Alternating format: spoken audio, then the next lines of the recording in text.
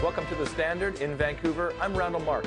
Tonight, the question about who was really behind the events of 9/11 continues to mount. The controversy around the events of 9/11 continues to gather steam. Although immediately dismissed by some, there are legitimate questions that have never quite been answered. Joining me to discuss some of these questions is Richard Gage.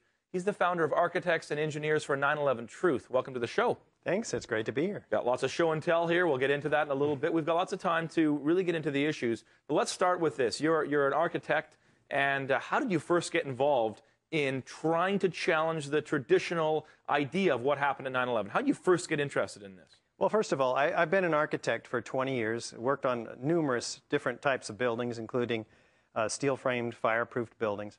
I was on my way to a construction site observation, and I heard on the radio 2 years ago the disturbing conclusions of a rather reluctant 9/11 researcher, David Ray Griffin. Okay.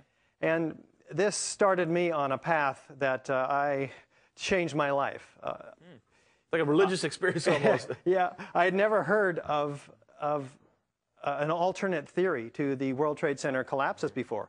The official theory tells us that the planes entered these buildings, and shortly thereafter, due to fire, the structure was weakened and the building collapsed in a gravitational collapse down to the ground. Well, that's not what Dr. Griffin was talking about. He quoted 118 firefighters, for instance, who were talking about sounds of explosions, flashes of light, explosions visible around the buildings. On the bottom?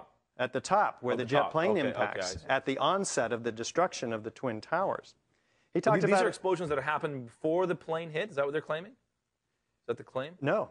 Although there are some, there's some evidence to actually support that as well. Oh, okay. We stick with the main event of the collapse of these buildings. So that, I'm a Reagan Republican. I have, this was quite a change of events. So you're not like a Democrat trying to, I'm going to hate on with Bush or something like that? No, no. Okay, so that's how you first, a couple years ago, you got interested in this. You heard some theories. You said, this doesn't line up with what I've been told for all these years.